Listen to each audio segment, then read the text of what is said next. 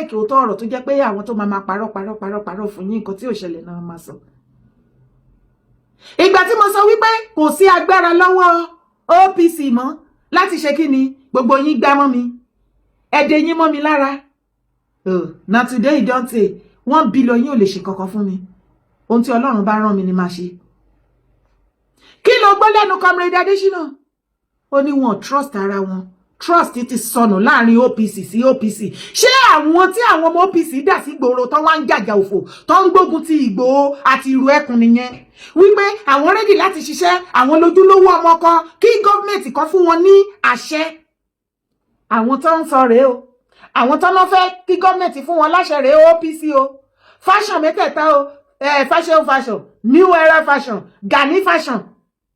Òun New Era náà sọ wípé gbogbo OPC inú wọn ò mọ́ síra wọn, wọn trust ara wọn. Yes, wọ́n dẹ̀ ń jà online wípé kí gọ́ọ̀mẹ̀ntì kó gbé ẹ̀mí wa lé wọn lọ́wọ́ kó wá protect àwọn tó ń trust ara wọn.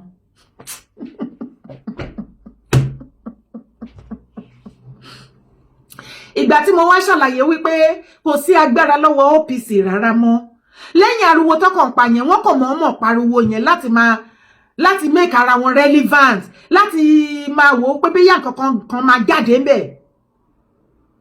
Wọ́n pariwo Gani mọ̀ọ́mọ̀ kó àwọn ọmọ OPC ọ̀dọ̀ ẹ̀ síta. Àwọn ọmọ OPC ẹnìkan ló ń ṣe èrè online. Ọmọ kó síta láti fi sọ ìjọba bàbá Tinubu lẹ́nu. The same Tinubu tí ìwọ Gani Ige Adams ní 2023. Late Pa Adébánjọ, òun ló gbé road fever tó lóun gbárébọ̀. Àwa kì í jẹ́ gbárébọ̀ nílẹ̀ Yorùbá. Gbádébọ̀ òun làwa ń jẹ́. Àti Peter Obi tó gbé wọn lọ sọ́dọ̀ Gani Ige Adams pẹ̀lú òbítíbitì millions of naira according to. Gbogbo wa la dẹ̀ rí iṣẹ́ àṣepé tí Gani ṣe. Wípé ó bojú Tinubu jẹ́ ní Lagos State. The same Lagos State tí Tinubu lóun ti pọ́kẹ̀tì sí inú àpò òun. Gani yẹ̀yẹ́ pẹ̀lú àwọn ọmọ OPC ẹ̀. Gbogbo wa la rí bó ṣe bojú ẹ̀jẹ̀ wípé Peter Obi òun ni wọ́n padà gbé ló padà win ìbò ní Lagos State. Okay? Tó bá tún wá wò fọ́dà wàá rí wípé láìnà ọjọ́ mẹ́ta yìí lára àwọn ọmọ Gani ó ti ṣàlàyé online pé the way tí Gani ṣe gbé wọn ṣépè ní last year 2023 even till now any one of them tó bá wà pẹ̀lú òun tó bá lọ ṣiṣẹ́ fún Tinubu àbí tó dìbò ó fi àṣẹ banu tó fi gbé wọn ṣépè ni.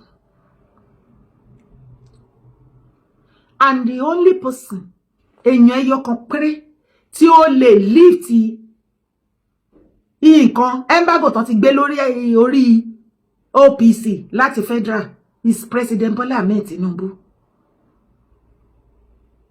Kẹrí pé lẹ́kùn ti kún OPC lọ́wọ́. Jọ̀ọ́ tó bá jẹ́ ìwọ ni President Bola Ahmed Tinubu kí ló máa ṣe pẹ̀lú Gani àti OPC? Gani ò ro ọjọ́ kan ìjọkan ní ìgbà tó ń jókòó tó ń sùn ní Bodilon nínú ilé Tinubu. Gani ò ro àjọṣepọ̀ tó wà láàrin òun àti Tinubu báyìí. Ìjọ tó jọ pọ̀ síra wọn lẹ́nu gbogbo bí bàbá Tinubu bọ́n ṣe máa pè é tán kówó fún láti fi bá Fáṣẹ̀hùn jà. Tó ń gbógun ti Fáṣẹ̀hùn tó fi ń bá ayé Fáṣẹ̀hùn jẹ́ tó fi ń gbógun ti iṣẹ́ owó ẹ̀ at everything. Ẹni kí Gani bọ́ síta tí ò bá gbowó tí bàbá Tinubu ò bá sponsor òun náà láti gbógun ti Fáṣẹ̀hùn. Ó gba burúkú owó. Ó wá kan ti tọ̀dọ̀ ti ẹni sìn, ó wá ń yarí, ó wá ní káyé parẹ́, kọ́run bàjẹ́. No! Ìgbà tí wọ́n wà lójú ọwọ́ títí wọn, tí wọ́n lò é gẹ́gẹ́ bí machineries against ẹlòmíì. Ó ń dún. Gbogbo nǹkan tó bá ṣe àṣegbé ni, ó mọ̀ náà. Ó pọ̀ yeyeye ààrẹ pọ̀ lẹ́bí o.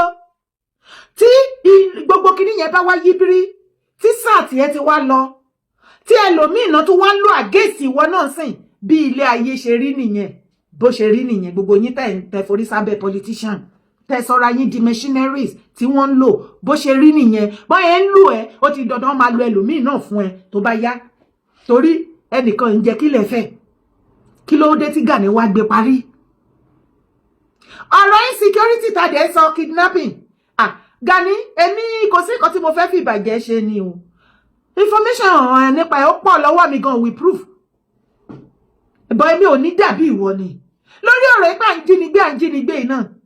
Gani kò sọ́mọ Yorùbá tó trust ẹ níwọ̀ tí ó mọ iye àwọn èèyàn tó bá ti jẹ́ àwọn èèyàn wọn gbé tán ní kan lọ mú lásán wá wọ́n máa ń pè é gan ni o àwọn àlàyé tí mo ṣe wàá fi mọ̀ wípé mo ní information dání dáadáa wọ́n máa ń pè é dáadáa wípé Gani wọ́n jí àwọn èèyàn wọn kan gbé níbi báyìí wèé lọ́nà ní kan mú wá ní kan mú iye wá báyìí wàá ní kan lọ tọ́jú iye owó yẹn kan má worry and alas wọ́n á gbowó yẹn wọ́n á dé release wọn ibi tó bá sọ fún wọn wípé wọ́n ti máa rí wọn náà ti máa lọ mú family wọn bẹ́ẹ̀ Gani sí mi àwa wí tán Comrade Adésínà ti parí gbogbo ọ̀rọ̀ ó láwọn làwọn pé Gani ipe kí Gani pé gbogbo mítì OPC ìpàdé àpérò ó ti wáyá nísìn bóyá ó lè rí nǹkan kan ṣe sí ìgbà tí Gani máa pe mítìn ó pe mítìn sí Sàká ní ọ̀dọ̀ ẹ̀ àwọn tó kù wọ́n láwọn ò lọ wọ́n bojú Gani jẹ́ wọ́n láwọn ò lè wá sí mítìn ẹ̀ torí ọmọrú èèyàn tó jẹ́ ó lè ti rólẹ̀dì wọn ó lè ti ṣoríṣiríṣi sórí ìjókòó tó máa jókòó sí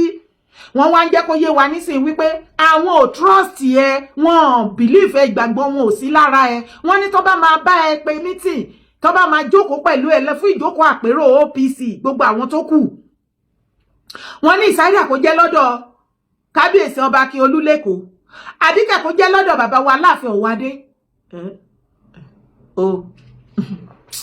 àwọn tó lè gbà kí wọ́n lu bàbá ọba Ọ̀yọ́ tún jí pamẹ́ èmi ò lọ́wọ́ sí yẹn tèmi o ọ̀dọ̀ bàbá Ọọ̀ni wọ́n ní tó bá ti kọjá yẹn kí Gani sí ni torí ó máa tún dogun wọn ló ti pe àìmọye meeting bẹ́ẹ̀ ìgbà tí wọ́n náà pe nígbà tí Fáṣẹ̀hún wà láyé tán náà pe meeting ṣe bó gbọ́ lẹ́nu wọn náà mọ̀ nǹkan tán fojú ara wọn rí wọ́n padà lóra wọn lóògùn wọn padà tatata ara wọn ni tó jẹ́ sí pé nǹkan tí mo fẹ́ mú jáde ńbẹ̀ ni pé OPC new era kò trust Gani OPC Fáṣẹ̀hún kò trust Gani wọn ò trust ara wọn ó ti gbé òótọ́ ńbẹ̀ kí ló tún kò tó tún fẹ́ gbọ́.